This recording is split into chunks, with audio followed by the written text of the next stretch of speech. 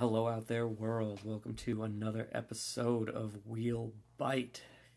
Coming at you from, once again, you guessed it, San Francisco, California. This is episode 4 of season 2. We're almost halfway through as we come into the holiday season. Currently here in California, it is pissing cats and dogs outside. Raining every damn day, so skating has become an issue of get it in while you can, because, as they say on Game of Thrones, winter is coming. This week we touch upon something that has been all over the news, both in skating and outside of skating, but supreme. Between Black Friday, my experience trying to wake up and buy Blessed, and Jay's experience is trying to cop clothes from their drop, and just the fact they've been receiving so much media attention from Vice to Thrasher to Netflix. We just figured we'd spin our take on it.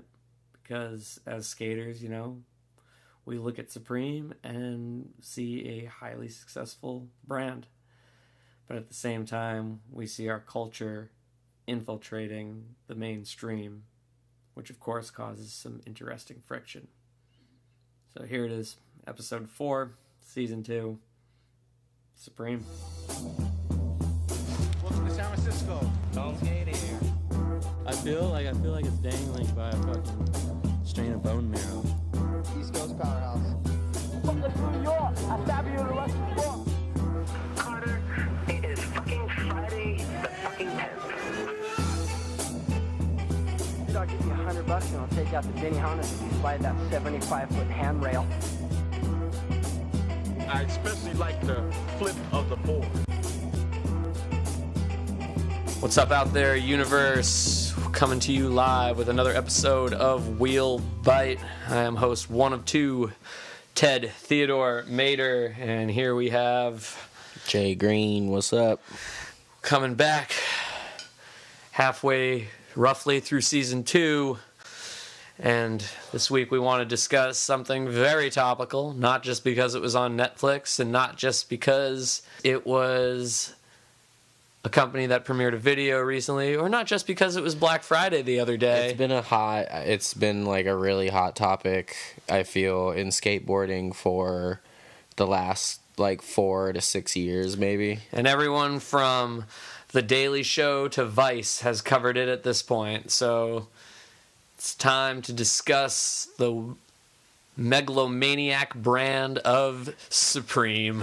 The elephant in skateboarding. They also bear the same colors as the Republican Party, man. So, how do we know it's not a conspiracy against liberal children?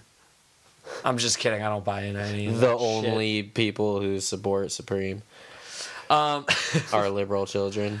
I mean, I like to think it. I doubt there's some, and correct me if I'm wrong. If this person exists, I want photographic evidence. But if you know some, Bible-toting Southerner who fucks their fucking cousin or something that rocks Supreme, please, pictures. Oh, it's out there.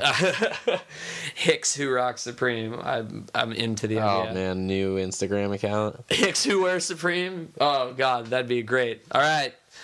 But what we wanted to kick everything off with today was what do you think of when you think of Supreme? You want me to start? I guess you should start. I have a really kind of random answer, actually. What I think of is, and I swear this is the honest truth, I promise. I'm not just trying to be a cool old guy. But what I think of when I hear Supreme is I still get the same feeling of, now that I feel like I'm really pretty well versed with a brand, and I'm a fan of the brand, and I know more about it. I feel like I've had an interesting or a different kind of knowledge span of them. So I didn't really know, even a handful of years into when I started skating, I didn't really know what it was. Mm-hmm. I shout out my homie Corey. He was always kind of well versed with East Coast shit, so he put a lot of us onto like Wu-Tang and like Big L and like some East Coast hip hop. So naturally, he was like kind of knowing about Supreme, and I just didn't really know. I was like, oh, they to me they were kind of, and I'll probably use this comparison a few times throughout this episode, is they were kind of like the East Coast FTC. That is extremely accurate. So that's what I took from it, and I was always really curious about it. That's kind of what I think about it, like going into this, like what I'm still like, I'm not still curious about it, but I still get that same like thought and feeling of like, is it a skate shop? Is it a clothing brand? Like, why do all these certain fools rock it? Like, I don't see it in any, it's not sold anywhere else. Like, is it, I was confused and super curious, and this is probably around 2003. Okay. So you were way younger. I never really knew what Supreme was as a kid, even being from the East Coast, like, you know, being from the middle of nowhere on the East Coast as well, you just didn't have kids coming to school in Supreme gear. Well, we didn't either, but we were kids from the city, you know. Yeah, so, I mean, like, there's that city urban culture there for sure. It made its way to San Francisco through dudes like Huff and Gons and Rob Welsh and Johnny Gay and you know the tastemakers of hip hop skateboarding, basically, honestly, Totally. of the time. Well, I was gonna say too, now that I've finally had a chance to think about it, but my first thought always is hip hop when it comes to Supreme. I mean, I honestly didn't know shit about their brand, the shop, who they were until fucking like 2010 or 11 when I was blasting fucking Tyler the Creator shit all the time. Like, I was big into Odd Future when they were first blowing up, and they would reference Supreme a lot in their songs, and even like on message boards, like kids being like, oh, I need to get tickets to this show in Santa Cruz tonight, and people would be like, oh, jump over the line of kids wearing Supreme beanies and maybe you can sneak in. And there were like little fashion jokes, and you start to look it up and see the brand's history and how it is tied in with New York skating on the deepest level. The other thing I always think of is that old ad that we were discussing before we hit record, the one with Justin Pierce and Peter Bisi and Jeff Pang, and they're all just kind of chilling around looking cool and drinking 40s. And I always thought that was such a dope fucking ad. And it was for a shop, you know. FTC had some ads too, but I felt like they were more about the skating because they had such a fucking incredible roster of skaters under their belt. So, you know, oftentimes you'd get Mike Carroll, who, when they were putting tons of ads in mags in the mid-90s, was arguably one of the biggest skaters in the fucking world at that point. And you have Mike Carroll ollieing, promoting your shop. That's a huge deal. That's going to get people to come shop at your store. It's funny, too, because at that point, people still, the masses don't really see Supreme as a skateboard brand. No, not at all. I don't think they make that distinction whatsoever. Even right now, this is probably the most skateboard they've been, the most that they've like pushed skateboarding as a brand. Mm-hmm. And thinking back to those ads you were talking about, Supreme was like gritty. Yeah, it was like they were kind of like Metropolitan. If you remember Metropolitan in the early '90s, like they had similar vibes with black and white New York photography. Yeah. They had a gritty. You know, like I think of Kids. Yeah, I was gonna say Kids and like Ari Markopoulos photos. The movie Kids. Yeah. I think that's like honestly of how. If we just backtrack a little bit, we'll start our little outline. The history of the brand and the shop is, you know, just in a nutshell. We could probably do several episodes just on the history and the building of the brand, but it started as a skate shop. Mm-hmm. And it was just a skate shop. downtown Manhattan, I believe.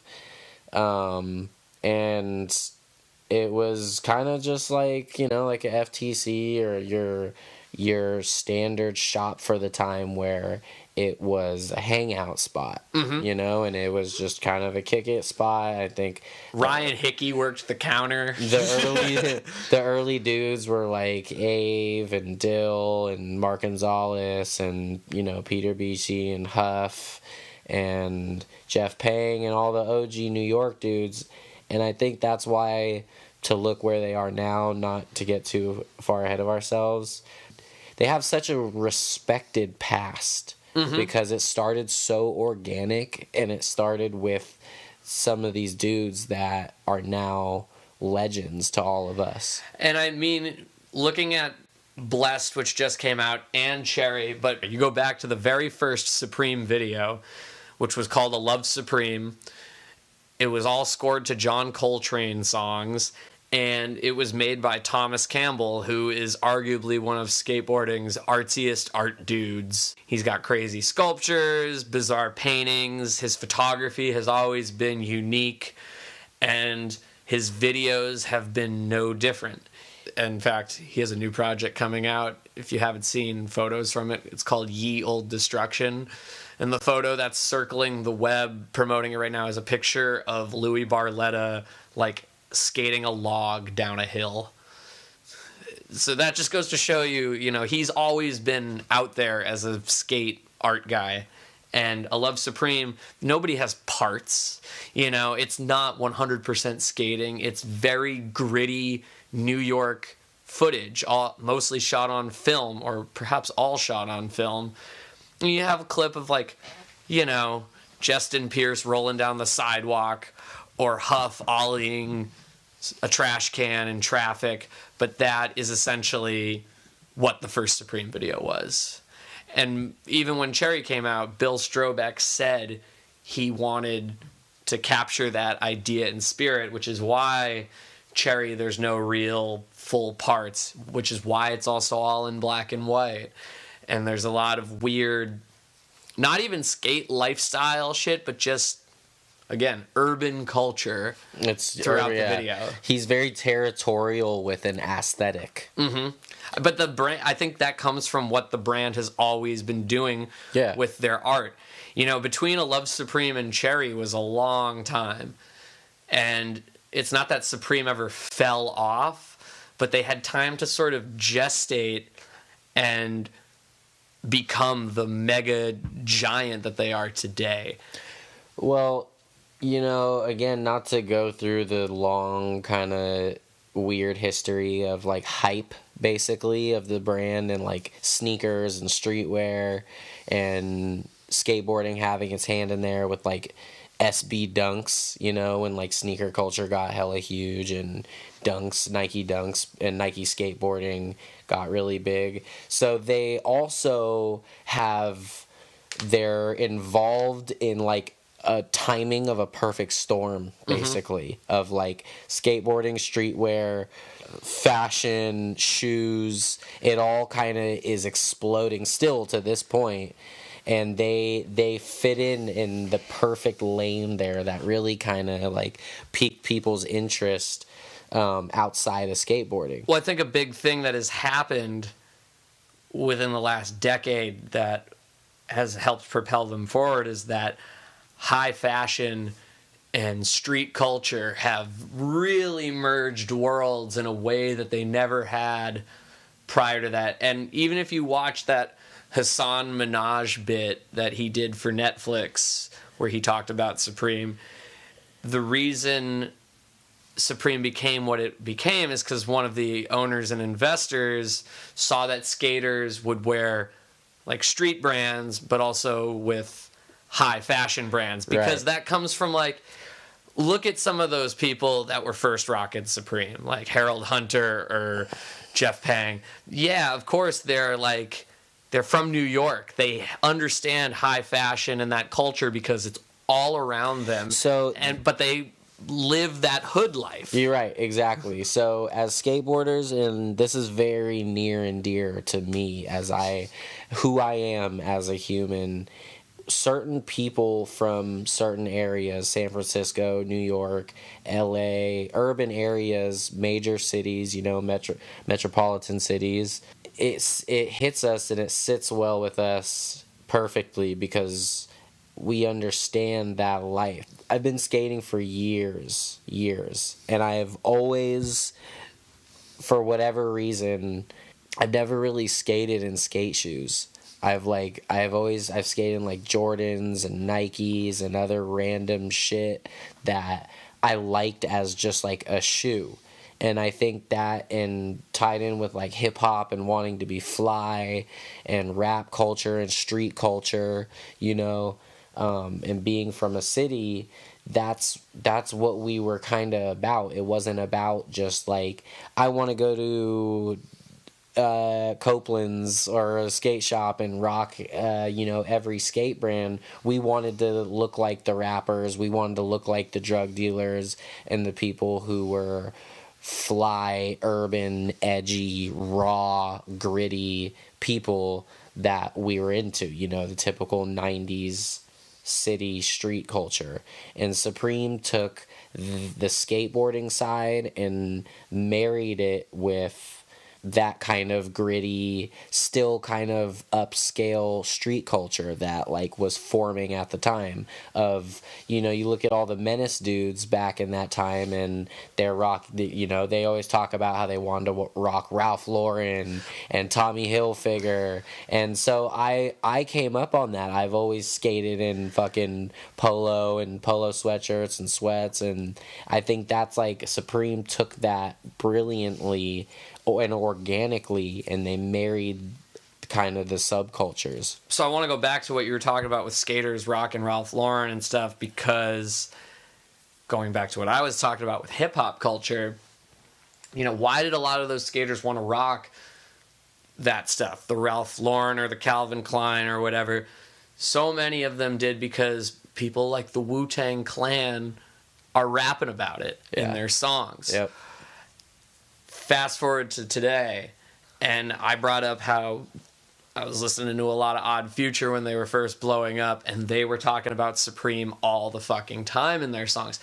That had the same impression on kids who were getting into skating and Odd Future at the same time. So that's why it morphed though. It changed. Like it changed from like New York City, drinking 40s, smoking blunts, stealing shit from the store, like gritty urban, and it morphed into more or less the same thing, but in the LA version of that. Well, you know, like these kids now are hearing this happen, and it's coming from LA. You know, that was a hip hop group coming out of that part of Los Angeles, and those kids all hung out on Fairfax, which is where Supreme is, and Diamond, and so many other cool shops like that.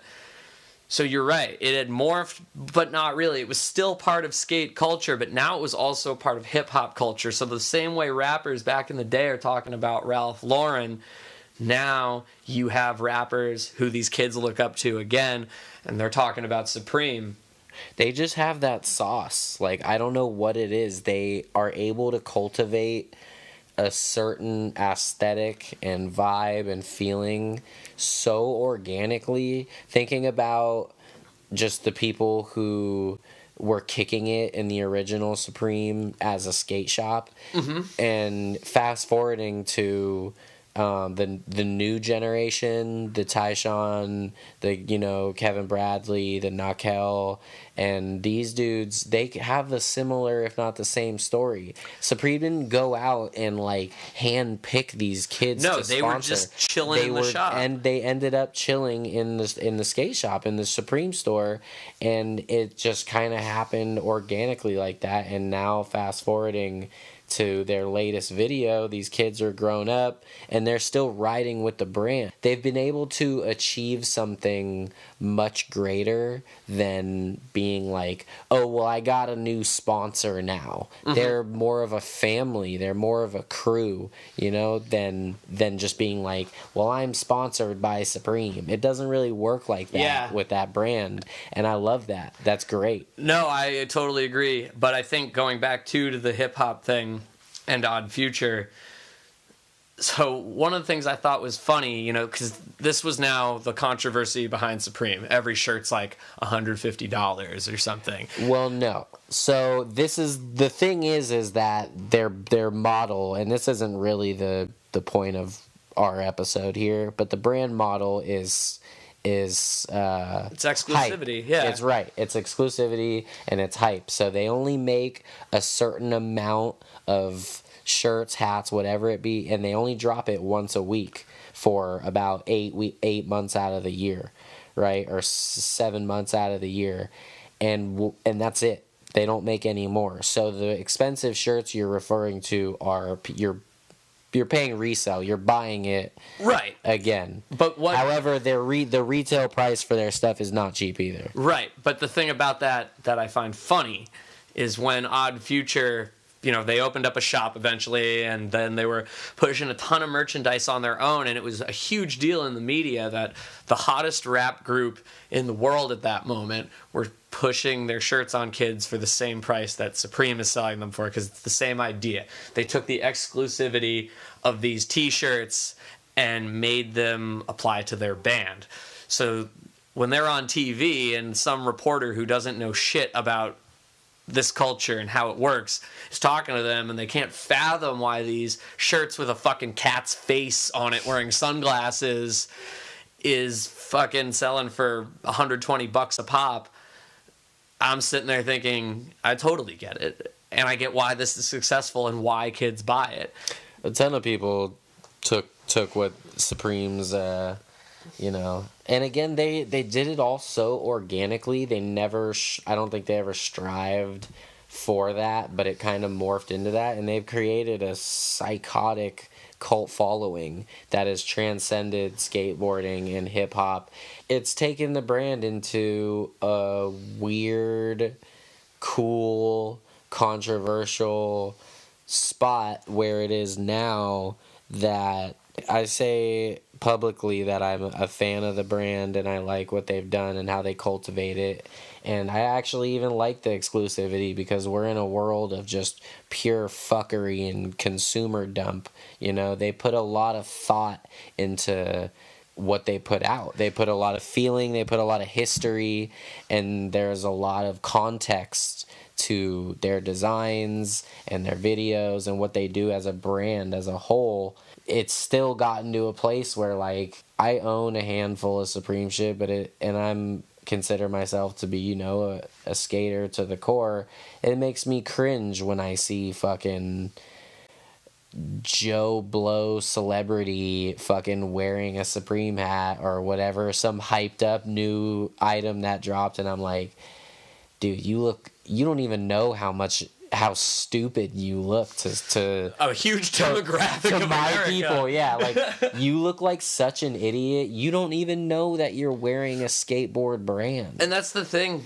I mean, one of the things they talked about in that Vice article, though, where they were interviewing the Supreme staff and owners, the point they kept making was that at the end of the day, they are still just a skate company and a skate shop.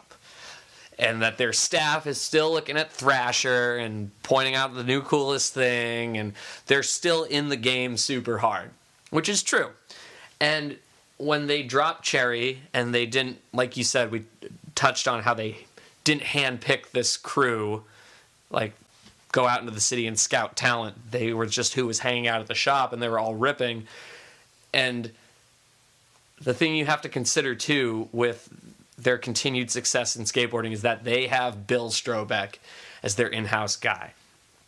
And one of the things about Bill that I have always found fascinating is how he typically always went after the more unknown talent. You know, he got his start working with Wenning and Papalardo before they blew the fuck up and were two of the biggest names in skateboarding in the early 2000s. Well, he has a thing for displaying kind of unpolished, kind of gritty street skateboarding. Right. His gritty filming style matches perfectly with Supreme's gritty yet polished image. Sure. But he did what he did with Papalardo and Wenning and applied that to Sean Pablo, Aiden Mackey, Nakel Smith, Tyshawn Jones, and Kevin Bradley, but he also had those connections with Dill and the Gons and Alex Olson and Ave. He had those relationships with both ends of the spectrum, so he was able to make Cherry a huge deal. And the fact too that he decided to branch outside of the classic skate video format, make something a little more loose and interesting, keep people on their toes, was impressive. The fact too that Cherry had the first part in 15 or 20 years of Paulo Diaz is something worth mentioning too. Like, Paulo had fallen off so hard, and now he comes back and he's still killing it, still being the nolly nose manny fucking weirdo, and he's in the hottest video that comes out at so that that's point. a great way to put it. That kind of drives my point of there's so much history and thought and context that goes into the brand, and as a skate nerd and as someone who's into, you know, fashion and style and just being a city kid, and we've always, you know, valued that and taken that shit for real. That's what makes me cringe when I see a celebrity or some idiot in the street rocking it. They have no idea of the history or the context of the brand. They're strictly using it for that logo and cool factor. And I feel like Supreme has, I really don't want to make it seem like I'm defending the brand like very much in this episode.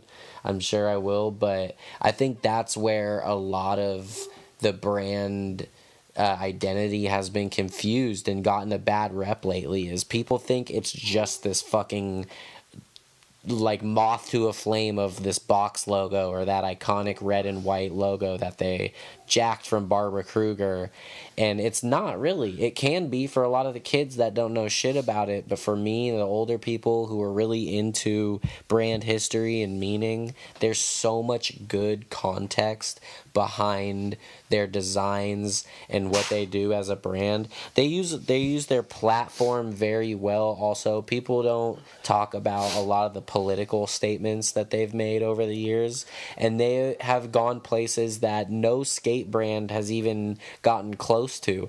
I constantly think of like newer Blind and like Wet Willy stuff in comparison and contrast to something like Supreme, where they're literally, Wet Willy was trying to appeal to like 8-year-old kids. Oh yeah, absolutely. Those like, mascots were created to reel in Boy younger audiences and like purely attracting like a young child audience. And you look at someone like Supreme on the other hand, who's putting out t-shirts that say fuck the president, and they have so many different political designs and campaigns that they've done. One more recently that they've done, which is amazing, which again, they're using their huge massive platform for so much honestly good still, especially in this wild world. And we'll get into the whole Carlisle group thing as kind of a comparison, but they put out a shirt recently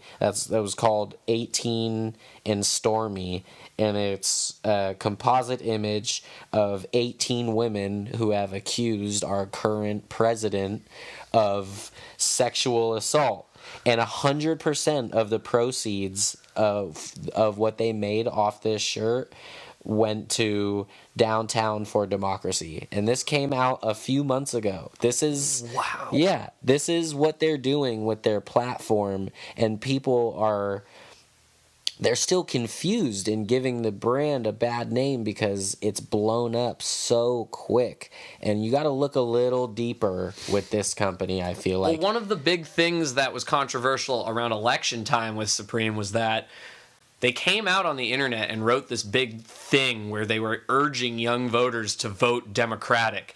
And I would say about 85% of the comments were like, why the fuck do I care what Supreme is telling me about voting? Which I get, because, I mean, it's not even that I don't think they should have of course they should be able to discuss their political cultural view. Icons. But that's the thing, like, that's what all these other people who are saying this, which 85% of them are fucking American assholes who did vote for Donald Trump and who are the people who perpetuated our country to be where it is right now are like, why the fuck do I care? But because they are a cultural shape-shifting entity. You know, they've got a demographic that runs ages like, I want to say 10 to like 55 probably. I'd say, yeah, about 12 to 50, right? Yeah. Without question. And that's spanning all genders. It's not just fucking skate rat kids. It's fucking everybody. Mm-hmm. Everybody wants to cop Supreme gear. And that brings me to like the thing I wanted to say too about how they've done all these collabs with super high-end companies. Yeah.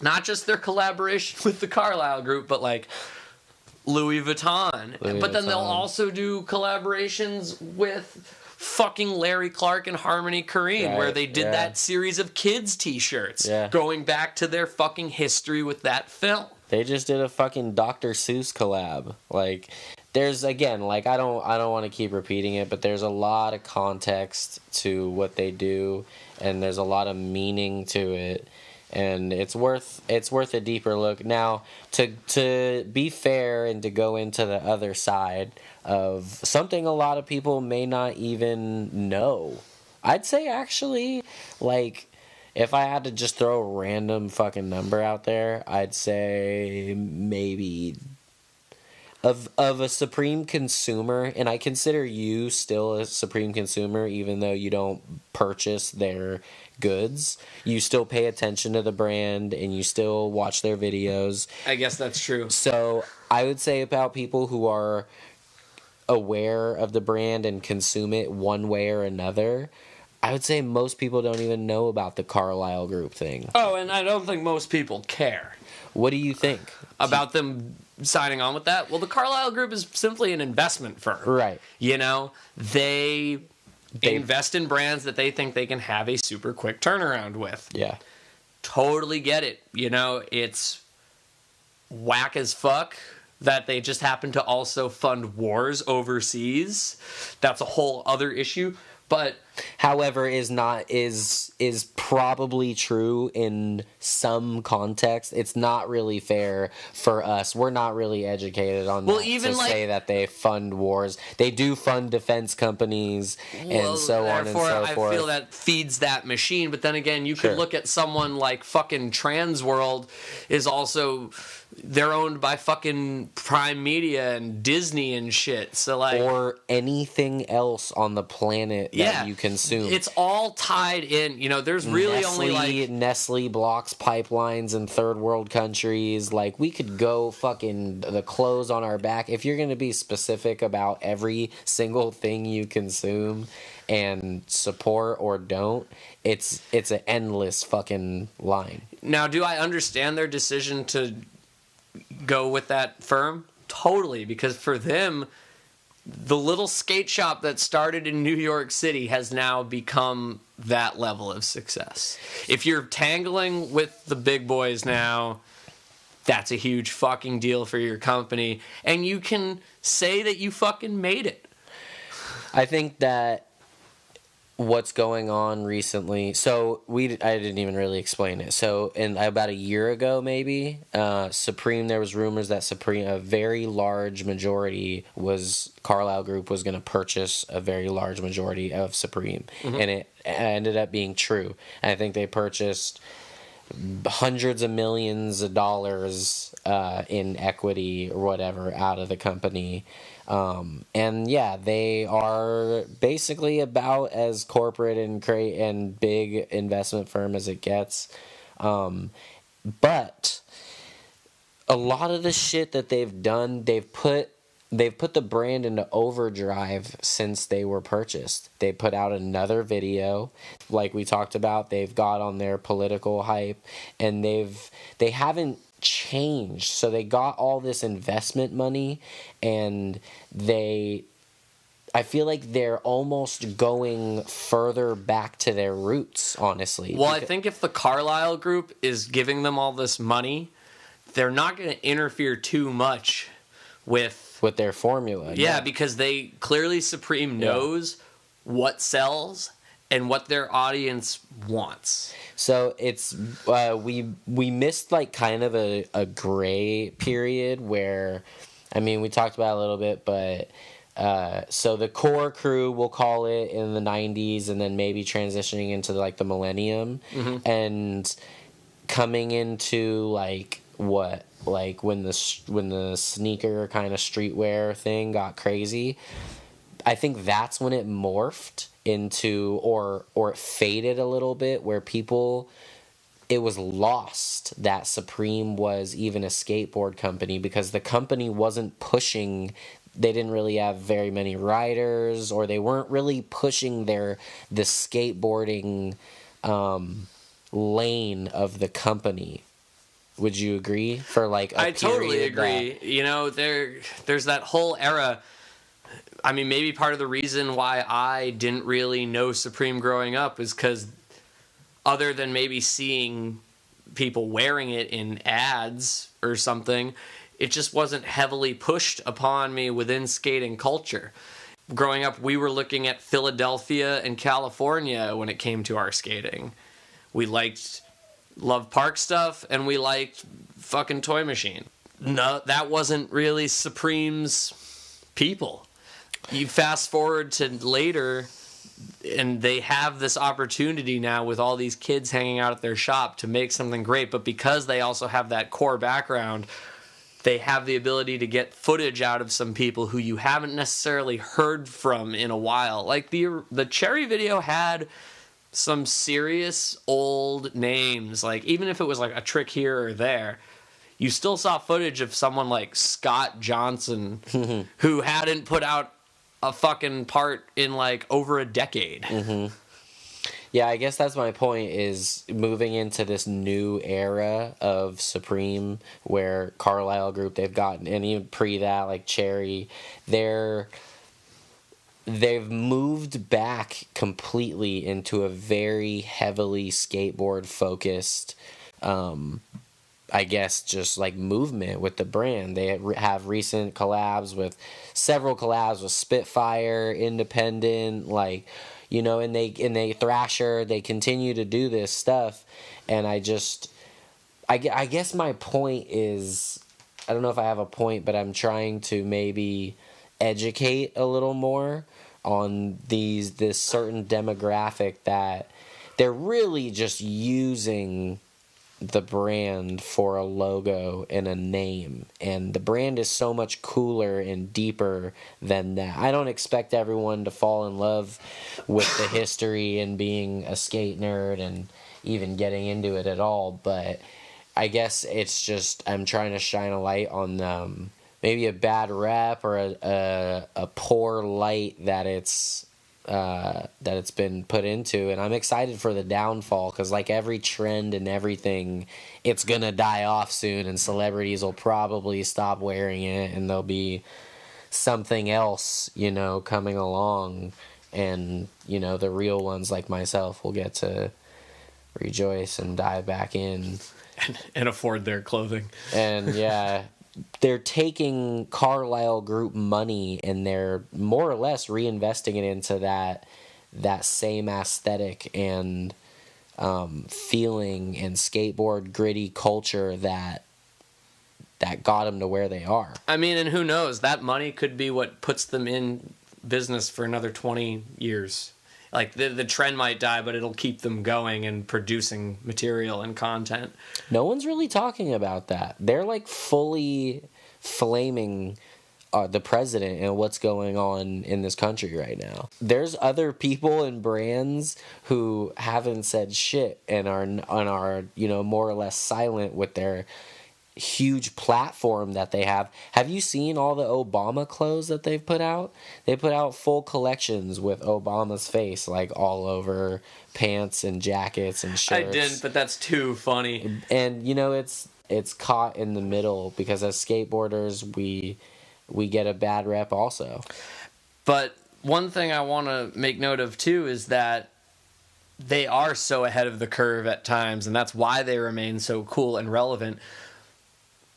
But I want to just point out that I feel so many other brands have tried to keep up, but haven't quite figured out how to keep up. Like, the exclusivity factor isn't necessarily enough to keep other brands on the same page. Like, oh, we're only releasing 100 of these decks, or oh, we're only releasing 200 of these shirts.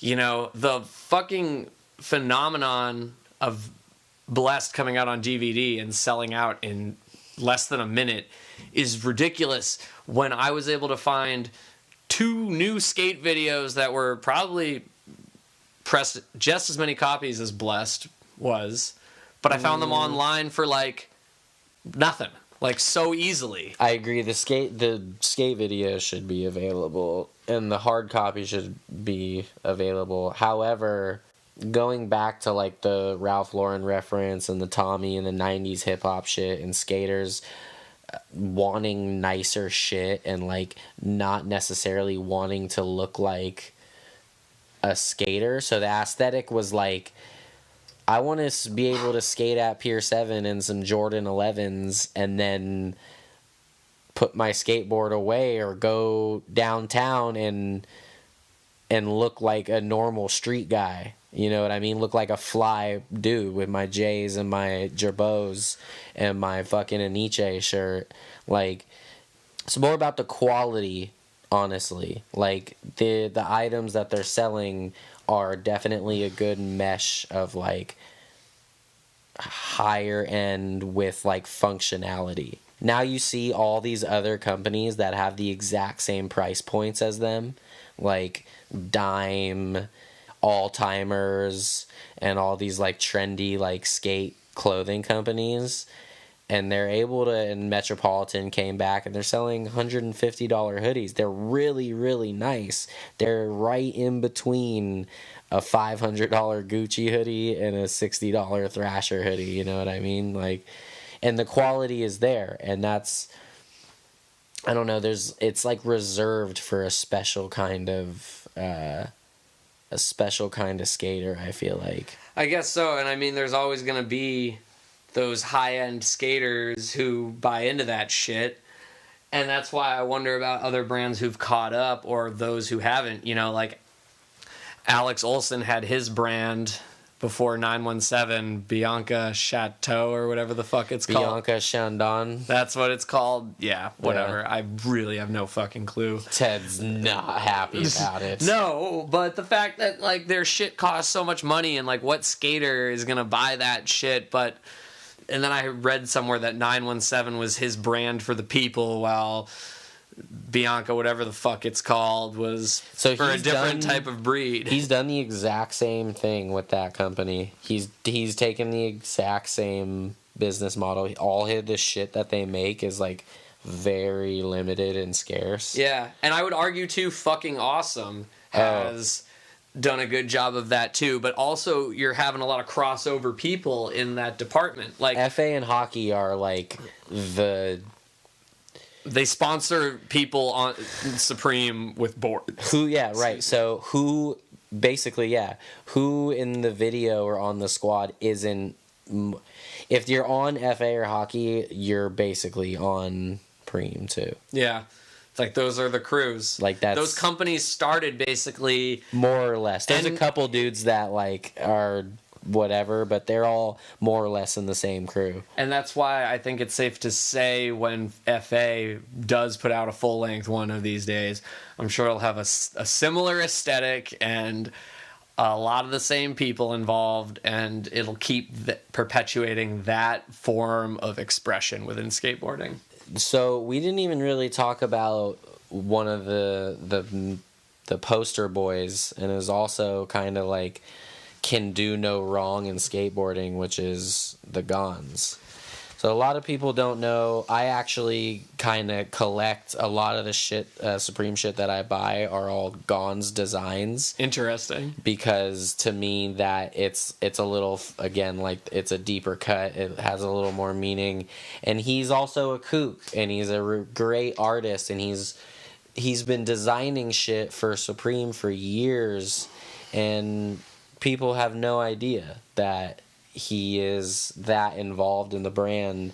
And again, like, this is a reoccurring theme that we talk about which is kind of like the hypocrisy in skateboarding, I think, which we, on previous episodes, we talked about how 50-60% of the anti-hero team riders are also sponsored by Nike. And it's kind of the same thing with Supreme here. You have all your most beloved raw core skaters, you know, Ave and Gons. It doesn't get much more of like a skater than those dudes. And they're backing this supposedly monstrous blood-sucking company. Where do skaters stand on it? Where do they stand on it? I would love to hear a Supreme OG's opinion on Supreme as a brand. I would love to hear it because they still co-sign it, and Gon still continues to go around the city in absurd, colorful Supreme outfits, and these are the people that we love. But at the same time, a lot of the skateboard community has been throwing a lot of hate at Supreme as a brand. Well, I think on Black Friday we witnessed it firsthand with that video coming out and the hype beast culture eating it up before any skater could get their fucking hands on it. And it was funny that when they released the information that you were going to have to buy the DVD with a t-shirt and a poster, that of course all of them were limited edition as fuck, the whole internet just seemed to blow up. Like, all the skaters were freaking out, and all the hype beasts were just talking shit to piss off the skaters because they knew they would be able to get under their skin really easily. And what does that mean for street skating in 2018? Because the flip side, Supreme is arguably one of the most popular things in modern skateboarding. Not just the brand, but who skates for them, who they're backing, the image they carry, everything. The flip side of that is something like GX1000. GX1000 put their video out on YouTube for free. I've yet to even see physical copies of it, and I thought they were going to do physical copies because it is a full length, and they did it for their last full length, but I've seen nothing online about a DVD coming out.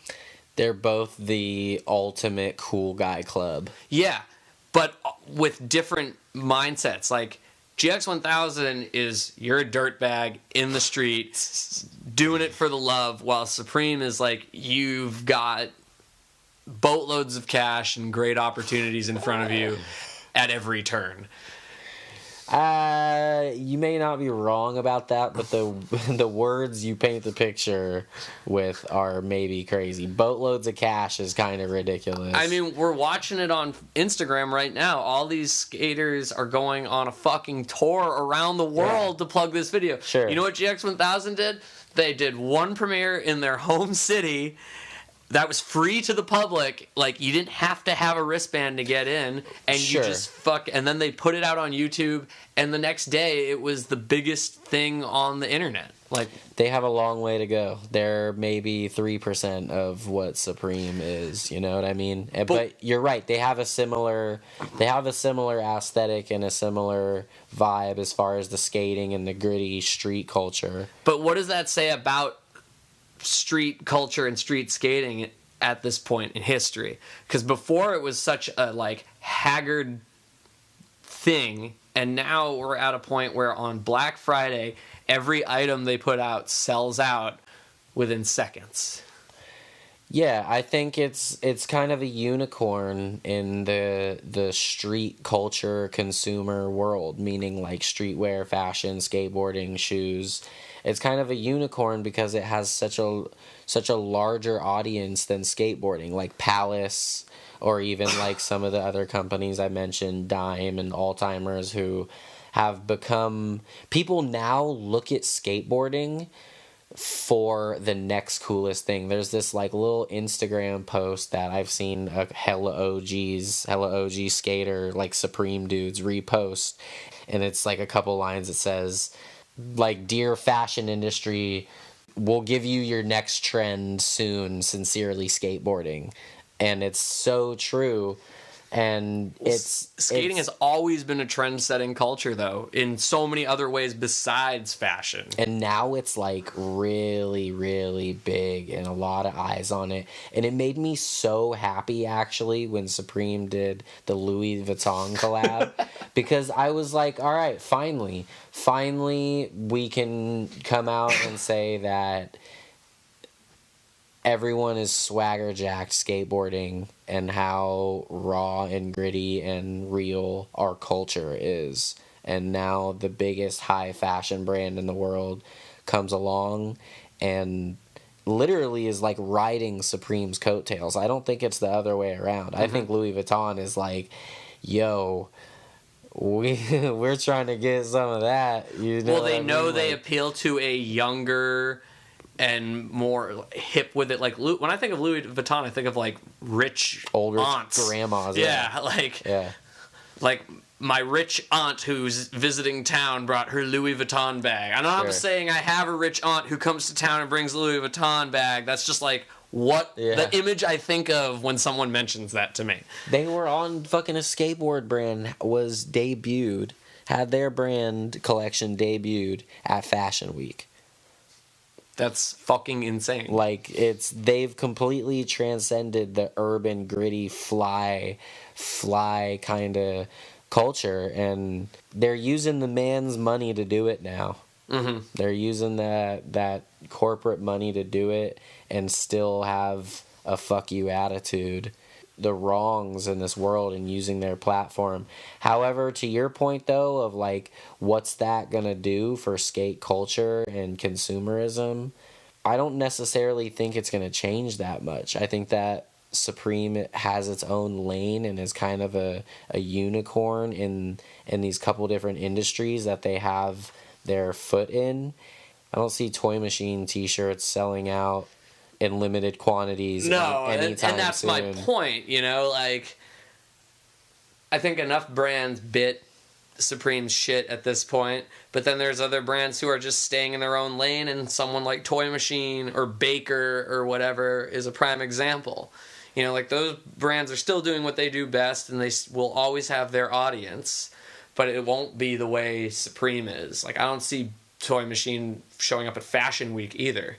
Yeah. And like, again, Ed Templeton knows Toy Machine's place in skating and who it appeals to. It doesn't appeal to that sector. Honestly, a lot of what I base, and this could be fucked up and very like modern and just like I'm a modern shithead just like everyone else, consumer, like with the internet and everything, but I kind of base a lot of like your credibility on your content now and how often you're able to do that. From, let's say, the stuff they were putting out before Cherry, that Bill Strobeck, all those Supreme edits, all the way up now, up until today, they just put another new Tyshawn edit out today, including Bless, the video that they just premiered a couple weeks ago. They're putting out more content than a lot of other skateboard companies. Yeah. In that span, those years, so what's that, maybe like 6 years? So Cherry was 4 years ago. Right, so but maybe a year before that. They put out like the London edit and the San Francisco edit, and then like sometimes it's just lifestyle shit where like Mark Gonzalez is driving a car at 120 miles an hour on the Autobahn and shit like that. Right. But you're right, they've put out, and all those little videos too, they're not your typical little online part like, oh, here's Jim's turning pro part for fucking $0. Yeah. No, it's a short film that has a little bit of depth and a little bit of mystery behind it. It might be a 2-minute interview with a bum or something. Yeah, and then like Tyshawn doing a fucking gnarly switchback heel at exactly. the end. And but that's what they do now. That's their model, and it keeps people entertained and it keeps people paying attention. They do what they do very well. And that's ultimately why they've become this successful. They do all that stuff well.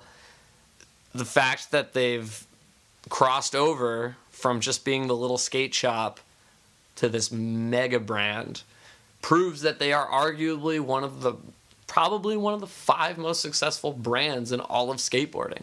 Yeah. I would put them up there. At this point, they've definitely surpassed World Industries. let's talk for a second about Blessed, and we both saw Blessed on Pornhub.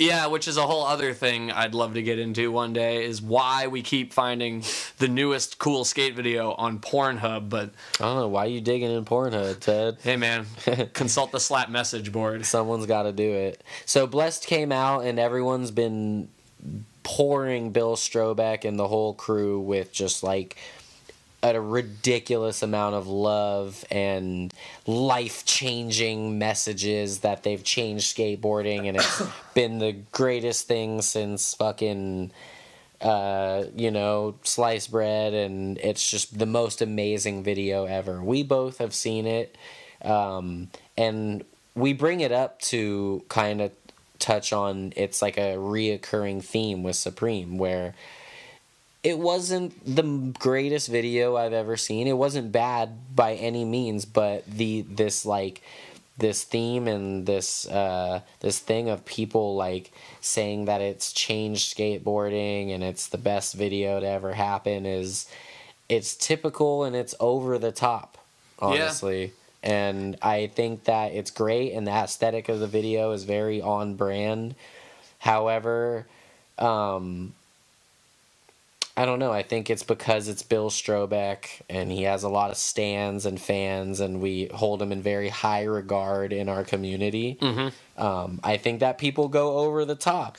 I mean, I definitely felt that way about the video in terms of, was this worth it to wake up at 8 a.m. and try and fucking beat the fucking hype beasts online? The answer is maybe. Yeah, right, yeah. It was good, but I was like kind of cursing myself, thinking like, oh, this is stupid. And now there's copies on eBay selling for like $200. Well, it's a keepsake, so it would have been totally been worth it. But I get your point. Like, as far as the content of the video, it's great. Tyshawn is amazing, and their whole push for him to be Sodi, I think, is kind of ridiculous. He's actually one of my favorite skaters right now, but I'm going to come out and say it's very bratty and entitled for Supreme to come out with a full length, and Tyshawn has one part, and they're like, he should get Sodi. He's going to get robbed. It's like, really? Like, there's dudes have killed it and put out multiple parts and gone on several trips and gotten all sorts of coverage, and I think it's very typical for Supreme to come out with their video in this type of over-the-top reception. Mm-hmm. Absolutely. He is a great skater, and he, has murdered some spots in ways that seem unfathomable. The way he does that switch backside heel flip at the end, where like you see like KB like arguing with the security guard, and he gets it, and then they all run and get in the van and drive away. Like, that is one of the most amazing fucking clips I've ever seen in my life. It's unreal. But there are people who put out multiple parts this year that deserve Sodi more than that, and that's what getting Skater of the Year is about. You gotta put in a ton of work that year, get broke the fuck off, and then the skate community will welcome you with open arms. I mean, they've done it right. You got a lot of people talking about the brand right now. Yeah, so it's all over the place, and that's why I think at this point they are the most successful skate brand. They've surpassed so many other companies who at one point or another were the biggest thing ever. They have like 5 or 6, 7, 8, I don't know, around 10 stores in Japan, and they only have 3 in the US. Yeah, so they've figured something out and transcended skateboarding like beyond their own wildest dreams, I think. Absolutely. And that's, at this point, their biggest contribution to skating culture. Their brand has transcended in a way no other skate brand ever has. And ultimately, even if that trend does die in the next few years, that will be their legacy from here on out.